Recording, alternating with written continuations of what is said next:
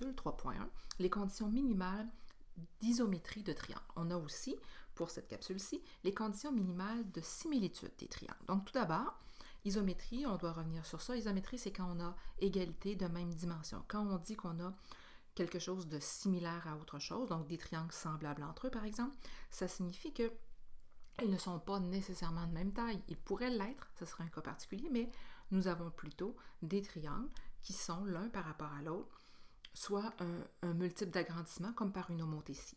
On va avoir aussi l'utilisation d'un nouveau symbole, donc le symbole de similitude qui représente la petite vague ici. Donc, on va utiliser ce symbole-là pour parler ici de triangles semblables. Maintenant, il va y avoir, et on aura ça régulièrement, des conditions minimales à les vérifier.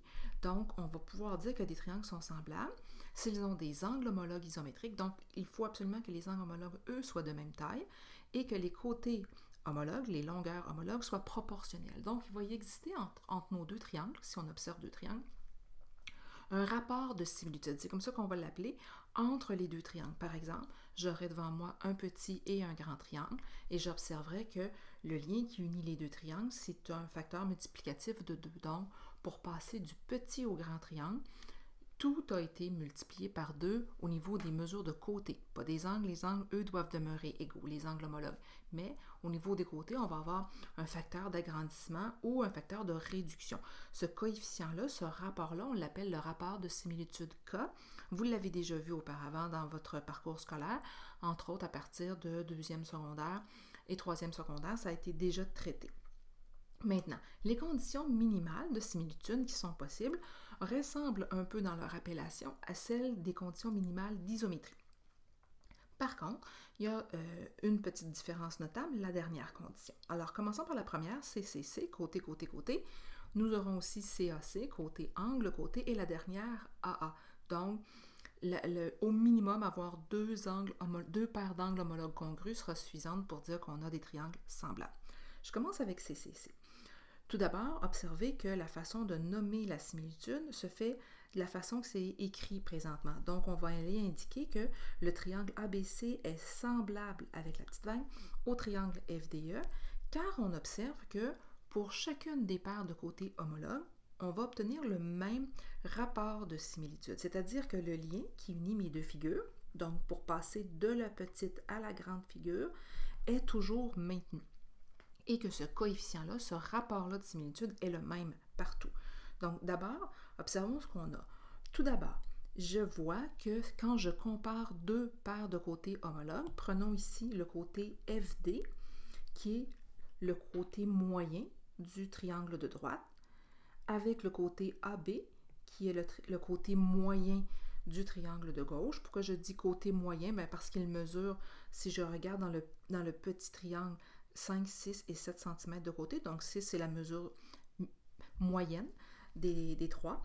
Donc, je pourrais dire que j'ai ce rapport-là de similitude qui se calcule, la mesure de FD divisée par la mesure de AB, qui donne 12 sur 6, donc un rapport de 2. Pour calculer le rapport de similitude, ce n'est pas une obligation, mais je vous dirais que c'est plutôt une habitude. On va souvent utiliser pour calculer la mesure de K, la mesure, donc bien sûr de deux côtés homologues, mais on va prendre la grosse mesure, donc le gros sur le petit, dans mesure de côté homologue, et ça va me permettre d'aller trouver un rapport de K assez facilement. Ce n'est pas une obligation, je le répète, mais c'est plutôt une habitude, moi, à tout le moins, que j'utilise souvent une habitude personnelle. Ensuite, si je compare pour, encore une fois, vérifier le côté CCC, donc si je regarde la paire de côtés qu'on aurait ici FE avec AC. FE et AC sont les petits côtés de mes triangles. Donc, si je compare pour chacun de mes triangles, donc chacune de mes paires, FE avec AC, je vais observer que j'ai encore une fois ici un rapport de similitude. Vous m'excuserez, je vais faire une petite correction. Donc, FE mesure 10 cm et AC mesure 5 cm. Donc, on observe bien un rapport de 2.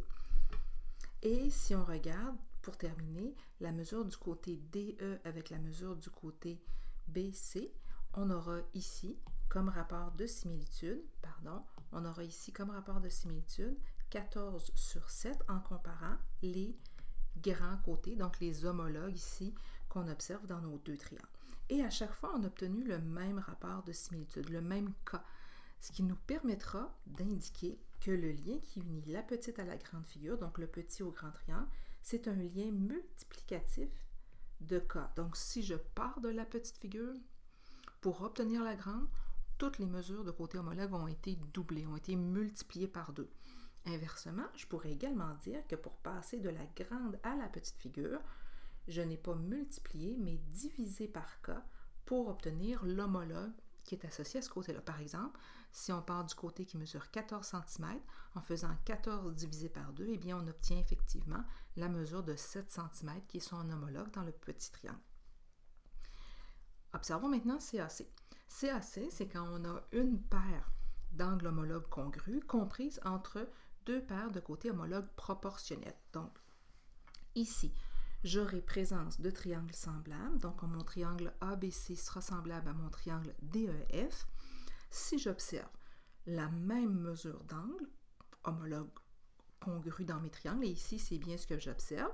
Si tout d'abord, je regarde, j'ai bien un angle de 125 degrés avec un angle de 125 degrés. Donc, je peux dire que la mesure de l'angle C, elle est la même que la mesure de l'angle F.